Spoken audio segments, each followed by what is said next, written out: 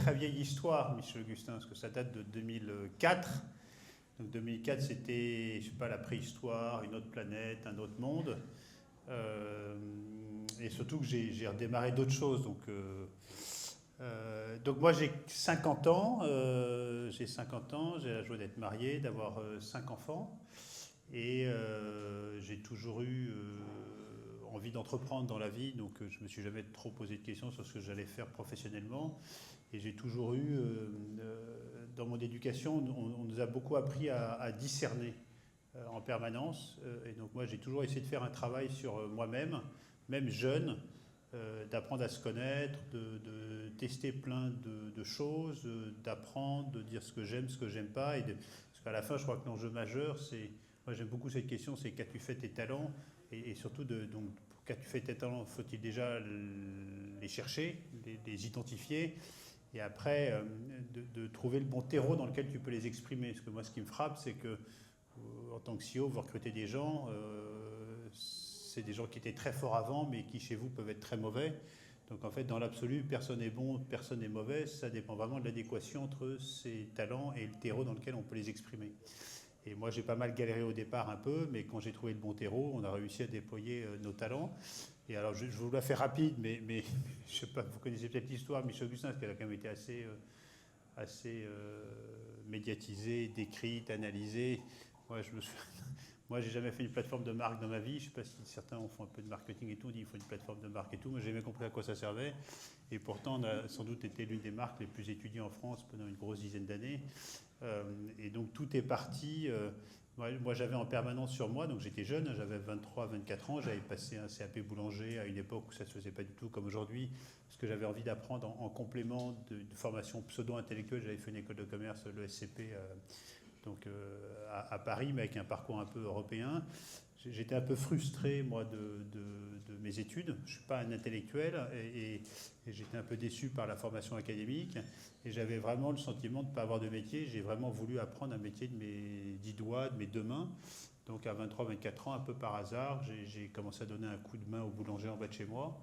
Et il m'a dit, écoute, t'es pas très doué, mais il m'a dit, t'es vraiment nul même, et tu devrais quand même profiter de ce temps que tu passes chez nous.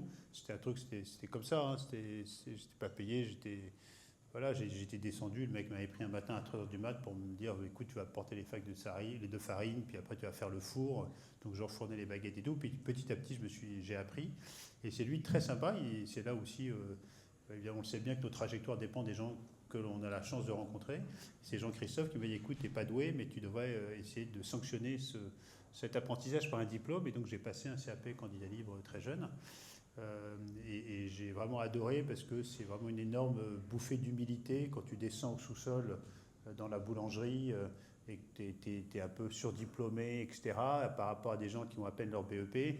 Ouais, tu arrives un peu sûr de toi, puis tu vois des gens façonner des baguettes, puis tu dis attends, ça peut pas être très compliqué, tu y vas, puis tu es juste incapable. C'est-à-dire que l'intelligence du geste, de la main, ça ne se décrète pas, ça s'apprend. Et donc moi j'ai beaucoup appris après, parce que Jean-Christophe m'avait mis un boulanger à disposition l'après-midi. Et donc j'ai passé mon CAP en candidat libre. Et j'avais toujours sur moi, en sortant de ça, un petit cahier, maintenant c'est sur mon téléphone, qui s'appelait Chasseur de papillons, sur lequel je note en permanence ce que je ressens. Je suis assez curieux, assez attentif. Et donc je regarde toujours ce qui se passe autour de moi et je me dis tiens c'est marrant, j'aurais fait les choses un peu différemment, tiens j'ai envie de ça, je trouve pas ça. Et sur cette liste où j'avais je sais pas 150, 200 idées, j'ai recommencé récemment quand je suis ressorti de ma jachère post-Michel Augustin. Et j'en avais une qui me trottait un peu. J'avais pris des cours de pâtisserie aussi à la mairie de Paris. J'avais cette idée de dire, tiens, à l'époque, attendez les amis, hein, ça date de 2004, hein, donc c'est il y a très très longtemps, c'est de dire, tiens, quand je fais mes courses au supermarché en bas de chez moi, c'était au Franprix rue du Poteau, là à gauche, dans la rue du Poteau, quand on quitte la mairie du 18. Ce qu'on me proposait, c'était des trucs un peu chimiques, pas cool. Et en plus, les marques qu'on nous proposait, c'est souvent des grands-mères qu'on sortait des placards. Donc je me suis dit, tiens, et moi je pâtissais beaucoup le week-end à la maison, et je me suis dit, tiens, c'est marrant, chez toi tu fais des trucs très simples, il ne faut pas de prix Nobel de chimie pour faire ce que tu fais, et pourtant dans les supermarchés c'est l'inverse. Et en fait, toutes les marques ne me touchaient pas, parce que c'est des histoires un peu inventées et trucs, et je me suis dit, tiens, moi j'aimerais faire des trucs, remettre le goût au cœur de nos préoccupations. C'est pour ça que Michel Augustin a la baseline des marques est très importante pour moi, c'était les trublions du goût. Donc l'idée, c'est on va trublionnner les goûts. À l'époque, en 2004, on avait fait une étude, 99% des yaourts à la vanille en supermarché n'avaient pas de vanille. Donc on marchait sur la tête pour des questions d'équation économique. Et voilà, donc on a eu cette idée de se dire on va faire des choses très bonnes, le plus simplement possible, avec des très bons ingrédients. Et plutôt qu'inventer une marque, ça a été aussi un des partis pris qui a fait le succès de Michel Augustin, c'est-à-dire on ne va pas inventer une marque, on va simplement raconter ce que l'on vit de manière sympa, sur nos packaging, sur le début des réseaux sociaux, dans les relations presse et tout. Mais voilà, c'était une double intuition complètement utopique et on se rend compte qu'on était complètement frappadingue à l'époque, parce qu'on était dans mon appart dans le 18e, on avait 24-25 ans, moi j'avais déjà 2 gamins. J'ai viré ma femme de l'appart et mes enfants et on a commencé à faire un coworking à l'époque, parce qu'on a loué la chambre de ma fille à des copains qui avaient monté Urban Football. À l'époque, c'est devenu Urban Soccer. Donc on a fait une pépinière là, rue Hermel dans le 18e. Et nous, on a commencé à faire des petits biscuits dans le four de notre cuisine, comme les 2 scouts attardés qui font ça pour Noël. Et on a fait du porte-à-porte dans le quartier. Moi, je me souviens, à l'époque, il y avait un vidéoclub rue Colincourt qui était un de nos premiers clients. Il y avait un point soleil aussi, vous voyez, c'est toutes les chaînes en bronze. On est arrivé avec notre caddie, les mecs nous ont pris pour les témoins de Jéhovah, ils ont appelé les flics. Voilà, mais toi, c'est que des trucs complètement dingues. Après, c'était un peu trop petit chez nous, chez moi. Michel venait bosser chez moi. Après, on est allé chez Arnaud Delmontel, qui est un boulanger assez connu, rue des Martyrs, qui nous a prêté son fournil le mardi, le jour où c'était fermé. Puis, on faisait du porte-à-porte. Dans tout Paris avec nos caddies. On a commencé à taper la grande épicerie. Colette, à l'époque, il y avait un magasin un peu emblématique rue du Faubourg Saint-Honoré. Puis chez Arnaud, c'est devenu trop petit. Donc on a commencé. J'avais entendu parler d'un gars qui connaissait quelqu'un qui avait entendu dire qu'il avait une biscuiterie artisanale. Donc on a appelé le mec, on a fait un deal avec lui. Le vendredi 13h, quand il arrêtait avec sa semaine, on lui disait on te loue le truc au black. Et on fait du vendredi 13h jusqu'au dimanche soir. C'était au Mans, près du Mans, donc on partait avec la voiture de la mère de Michel qui était une 106 rouge. Puis après on avait des étudiants qu'on recrutait, on est monté, donc on occupait la biscuiterie du vendredi 13h au dimanche soir. Et le reste de la semaine on revenait plein de biscuits dans le coffre, on faisait du porte-à-porte. Voilà, et c'est comme ça que ça s'est mis en place. Donc Michel Augustin, voilà, en fait on ne savait rien faire, donc on a tout fait, on fait tout avant de faire. Donc on a tout appris, on a fabriqué, on a commercialisé, on a livré. Et oui, et petit à petit, d'une petite cuisine en 2004, quand on a cédé l'aventure Michel Augustin au groupe Danone en 2016, ça reste, par rapport au marché sur lequel on est, ça reste des chiffres assez modestes, mais on faisait 70 millions d'euros de chiffre d'affaires, on vendait 40 millions de produits par an, et très vite, ça a été un succès, entre guillemets, commercial assez important. C'était énormément de travail, parce que vraiment, parce que voilà, on était un peu des précurseurs, les gens n'étaient pas habitués à avoir des entrepreneurs, donc on a vraiment fait du porte-à-porte partout. Puis moi, je me souviens la première fois que je suis allé chez Carrefour, au siège, moi, je ne savais même pas ce que c'était qu'un tarif, des conditions générales. On était avec les caddies en disant voilà combien ça nous coûte. Du gars, Vincent Proficiel, le premier achat, nous a pas tant les mecs, c'est pas comme ça que ça se passe, on va vous habiller, on va vous expliquer, on va vous faire les CGV avec toi, on va réhabiller le tarif parce que nous on va te piquer 40% de marge arrière. Donc vraiment, on a vraiment eu des gens très sympas qui nous ont vraiment aidés à avoir les codes. Et voilà, puis après c'est devenu donc petit à petit un beau succès et porté à la fois par la qualité produit et à la fois par ce qu'on peut appeler un marketing. J'aime pas trop le mot marketing, mais c'est comme ça qu'on l'appelle, mais surtout qui était basé sur des convictions de passion, du métier, du savoir-faire gestuel. Nous, toute l'équipe passait son CAP pâtissier quand il travaillait chez nous, c'est-à-dire qu'on est centre de formation à la Bananerie. Michel Augustin, on était centre de formation mardi et jeudi soir, avec la qualité, la précaution du goût qui était au cœur de notre passion. Voilà, et on avait cette culture d'entreprise un peu unique, où cette bananerie qui était une espèce de machine à laver créative. J'aime bien l'anecdote, parce que quand on a décidé d'ouvrir, on a ouvert les US, parce que Martin, une fois qui était chef de secteur chez nous et qui gérait, je crois, Paris-Ouest, est venu dans un couloir. Il me dit tiens, Augustin, je commence à me faire chier à Paris-Ouest, mon rêve c'est d'aller à New York. Et je lui dis écoute, Martin, vas-y, tu vois. Et c'est comme ça qu'on a ouvert les US, en disant Martin, vas-y. Donc la semaine d'après, il est parti avec un visa touriste, 3 mois, Airbnb, des mallettes de biscuits, il a commencé à faire du porte-à-porte à Manhattan. Et l'histoire est véridique, et c'est comme ça, complètement dingue, qu'on a reçu un jour un coup de fil. On devait avoir une centaine de petites épiceries à Manhattan, vraiment, on bricolait avec Martin. Et je me souviens, il y avait Antoine qui l'avait rejoint à ce moment-là. Et Antoine m'appelle un jeudi soir. J'étais dans mon lit avec ma femme. Il était 22h, c'était un jeudi soir à peu près au mois de mai avec ma femme. Oui, c'était mois de mai, mois de juin. Et Antoine m'appelle et me dit, tiens, c'est marrant, Augustin, j'ai reçu un appel d'une nana qui est, je sais pas quoi, qui travaille chez Starbucks aux États-Unis, à Seattle. Elle dit qu'elle est assistante de Howard Schultz. Alors, moi, je ne connaissais pas trop. Donc, Howard Schultz, pour ceux qui savent, c'est un patron emblématique, une immense star aux États-Unis. Et il se trouve qu'Howard Schultz avait, en se baladant à Manhattan, avait repéré les biscuits Michel Augustin et avait dit à son naissance, tiens, essaie de creuser, comprendre ce truc-là. Et elle nous dit, il me dit, voilà, il y a un comité de dégustation, c'était un jeudi soir, lundi matin à Seattle, donc il faudrait envoyer des échantillons express, et je préfère que ça vienne de France, parce qu'on aura les meilleures recettes et tout.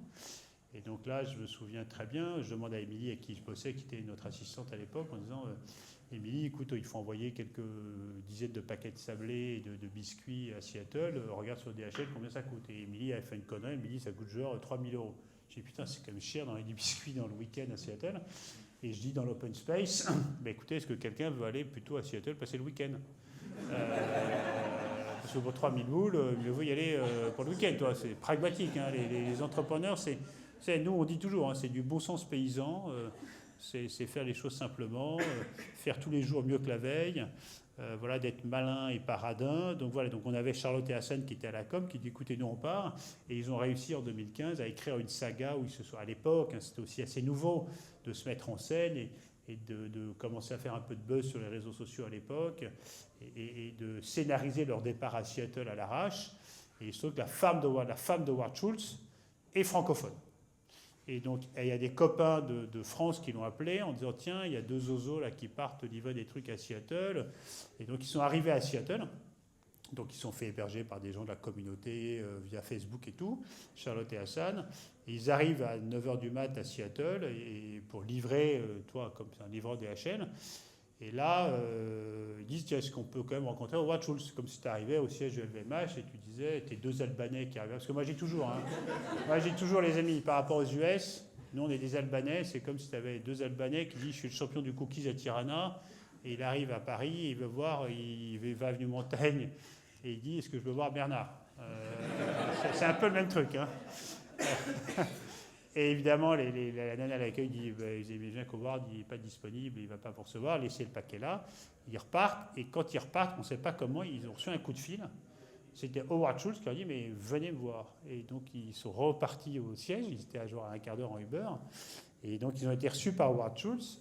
Et Howard Schultz qui gère, je ne sais plus combien de milliers de Starbucks dans le monde, mais 16 000 aux US, dont 12 000 en propre et 4 000 franchisés, a dit à Charlotte et Hassan écoutez les gars, Michel Augustin, lundi matin, je vous mets, la semaine d'après, je vous mets dans les 12 000 Starbucks américains que j'ai en propre. Alors, évidemment, ça n'a pas été lundi après, mais parce qu'il fallait produire et tout, s'organiser. On a monté tout un groupe de travail, c'était le bordel. Et voilà comment, c'est une des anecdotes, comme Bill Gates qui a bu une vache, comme moi j'ai eu la chance de me retrouver à dîner à la Maison Blanche avec Trump et Macron en 2018. Donc, en fait, cette histoire, Michel Augustin, par son côté un peu pionnier, par ce côté très authentique, un peu frais, autour d'une passion de l'entrepreneuriat. On recevait 7000 candidatures par an chez Michel Augustin, à l'époque, à la grande époque. 7000 candidatures par an. Et à chacun, on répondait personnellement avec une petite enveloppe écrite à la main et tout, en disant malheureusement, on ne peut pas te prendre, va pas te jeter dans la Seine, voilà un bon d'achat de 5 € pour t'acheter une mousse au chocolat. Donc, on faisait très, très attention aussi à prendre soin de toutes les personnes qui étaient coursiers, tu venais chez nous, tu repartais avec une mousse ou une vache à boire. Tu vois. On fait très attention à toutes les personnes qu'on avait la chance de croiser ou qui s'intéressaient un peu à Michel Augustin, ce que moi j'ai toujours appelé la politique de la petite attention. Même si on ne pouvait pas satisfaire ce qu'ils voulaient, on essayait de les embarquer quand même avec nous et de leur partager notre passion. Voilà, donc on a vécu des choses hors normes. Pour plein de raisons. Donc Bill Gates, on a fait plein de trucs vraiment... c'est la richesse des gens qu'on a rencontrés, moi, qui m'a le plus marqué, et la richesse des gens avec qui on a travaillé à la bananerie. Et on sait bien tous, en tant que CEO, le plus important, je dis toujours, c'est d'avoir vaguement une vision. Même toi, tu t'y perds un peu dans la vision, mais tu dis que tu en as une. une vision, de recruter. Moi, je sais pas faire grand-chose, moi. Donc moi, je recrute que des gens qui sont évidemment bien meilleurs que moi, et je le vois encore aujourd'hui dans mes nouvelles aventures. Et après, d'être capable d'avoir l'argent et de trouver l'argent en tout cas pour financer ta croissance, le temps de trouver ta rentabilité. Si c'est des modèles comme ça, en tout cas nous, c'est les modèles qu'on avait. Voilà, donc en quelques mots, voilà l'histoire. Nous, on a vendu en 2015, le jour où je suis arrivé aux US, quand on a signé Starbucks, moi je suis parti m'installer aux US en famille. Et j'ai vendu parce qu'on a décidé de vendre en 2015 qu'en fait, moi, on avait trop travaillé. Donc, on était au bout d'un cycle créatif. Michel et moi, on s'entend hyper bien, mais on commençait à se fatiguer un peu l'un de l'autre, et même si on s'appelle tous les jours aujourd'hui. Et ça, c'est une des grandes réussites, entre guillemets, c'est d'avoir un binôme qui a tenu, euh, malgré l'intensité du travail, les difficultés qu'on a eues, parce que c'était quand même très très dur. Et voilà, et puis j'avais 5 enfants, il se trouve que j'ai un enfant porteur de trisomie 21. Donc tout était un peu dur, et donc j'ai vraiment eu besoin de prendre un moment off. Et donc entre le moment où tu décides de vendre, le moment où tu arrives à vendre, parce que c'est un miracle aussi de vendre une boîte, hein. Il faut un aliment de planète, parce que tout le monde dit je veux signer, et puis le jour où il faut signer le chèque, il y a plus d'encre. Donc non, mais c'est le grand coup, ça. Donc nous, on a eu beaucoup de chance. En plus, ça s'est très bien passé. Donc c'est Danone qui l'a repris en 2016, le temps d'accompagner un peu les choses. On a vraiment arrêté 2019, et on était content de passer la main. Et moi, j'ai ouvert après ce que j'appelle une période de jachère. La jachère, c'est, vous savez bien, dans le monde agricole, hein. Donc moi, j'avais vraiment besoin de me ressourcer. Donc je me suis occupé de mes enfants que je n'avais pas beaucoup vus, de ma femme. J'ai eu des engagements associatifs assez importants dans le domaine de la presse, du handicap et de la jeunesse, dans le scoutisme, chez Bayard, et je travaille aussi pas mal avec Artus, l'acteur, sur sa fondation Un Petit Truc en Plus, qui va rendre la maison du film, pour ceux qui l'en veulent, vrai. Et voilà, et là, je vous la fais courte, mais voilà, on ne se refait pas. Moi, je suis entrepreneur, j'avais aussi investi dans une trentaine de boîtes, et moi, ce que j'aime, c'est créer des boîtes qui portent des convictions profondes, et ça me manquait, donc je suis sorti de ma jachère il y a quelques mois maintenant, et j'ai recréé une nouvelle marque. On commence à communiquer aujourd'hui. Moi, je me sens profondément patriote français, et profondément européen, et j'avais envie de créer une marque qui raconte l'Europe, un peu comme le film que vous avez pour la plupart vu, j'imagine, L'Auberge espagnole. Et donc pendant 2 ans, j'ai sillonné l'Europe pour créer un collectif de 47 cofondateurs.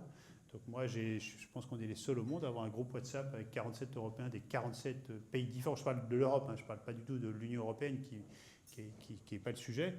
Et moi, je voulais créer un truc communautaire, une marque qui incarne l'Europe, qui donne envie d'Europe, qui donne soif d'Europe. Et avec ces 47 cofondateurs, on a créé une marque qui s'appelle Embrace, avec un C, Embrace en anglais. Et on va essayer de disrupter le monde des softs. Donc vous connaissez peut-être la Coca-Cola compagnie. Et oui, vous voyez, oui. Et on va essayer de proposer des recettes qui soient meilleures en goût, beaucoup plus raisonnables nutritionnellement, et zéro plastique. Voilà, on a lancé ça avec ces 47 cofondateurs, une petite équipe aussi à Paris de plus jeunes, qui sont hyper engagés. Quand on dit que la jeunesse en France veut plus trop bosser et tout, moi je suis pas du tout d'accord, hein. Nous, on est tout petit, on vient de redémarrer, on a une quinzaine. Mais je peux dire que ça envoie. Moi, le télétravail, je ne sais pas ce que c'est, hein, c'est un concept inconnu à cette adresse. Et c'est un très très grand plaisir d'être dans une position un peu différente que l'histoire de Michel Guesin, où je suis très impliqué, mais je suis plus en transmission, et transmettre un savoir-faire à la fois de moi vers les plus jeunes, mais aussi eux, ils m'apprennent vachement de choses aussi. Donc c'est un espèce de double jeu de transmission que je trouve extrêmement riche. Voilà, et là, symboliquement, on est tout petit, on a franchi le premier million de canettes. Là, on a fait au mois de juin, on va faire 350 000 canettes.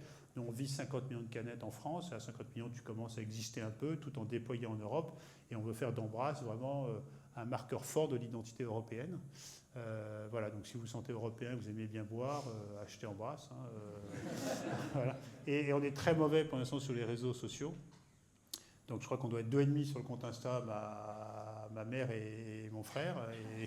Et donc n'hésitez pas à nous suivre aussi sur Insta, parce on apprend aussi. Voilà un peu l'histoire qui se dessine. J'ai voulu faire de la politique, j'ai pas réussi. Donc j'ai pas mal butiné aussi. Et je crois que vraiment le plus important, c'est c'est trouver cette bonne adéquation entre ses talents, son terreau et ce qu'on en fait. Et le sens qu'on veut donner à tout ça, parce que la grande question, moi, quand j'ai vendu Michel Augustin, c'était tout ça pourquoi? Ok, t'es un peu à l'abri, quoi, t'étais à l'abri, truc, ok, mais ok. Et moi, nous, à l'époque, on avait trouvé la réponse en disant c'est que Michel Augustin avait donné envie à une génération d'étudiants à l'époque de s'intéresser à l'entrepreneuriat, parce qu'on était vraiment un cas d'école partout. Voilà, donc c'était ça un peu la legacy qu'on a. Et moi, il y a plein d'entrepreneurs jeunes que je croise et qui me disent attends, c'est parce qu'on a étudié Michel Augustin, ce qu'on t'a vu 3 fois, je sais pas combien de fois sur M6, ce truc et tout. On s'est dit entreprendre c'est possible. Et là, avec cette nouvelle boîte, et quand on a la chance d'être entrepreneur, c'est moi je crée des boîtes pour porter des convictions qui m'animent, c'est ça qui m'intéresse. Et là, on porte une conviction sur l'Europe, sur boire beaucoup moins sucré, beaucoup plus naturel, et on va voir si on y arrive, mais en tout cas, pour l'instant, on y prend beaucoup de plaisir. Voilà, très, très rapide, là, c'est peut-être un peu long. Chef, il est où le chef? Voilà, là, les chefs, là, voilà, donc voilà, je ne sais pas si... tout le monde est chef ici, hein, c'est un peu tout est chef. Voilà, je ne sais pas si on prend des questions, s'il y a des questions maintenant ou après? Après, on fera des questions. Après, pardon, donc là, on mange. Et après, on pose des questions. Okay. Réfléchissez aux questions. Merci. Merci.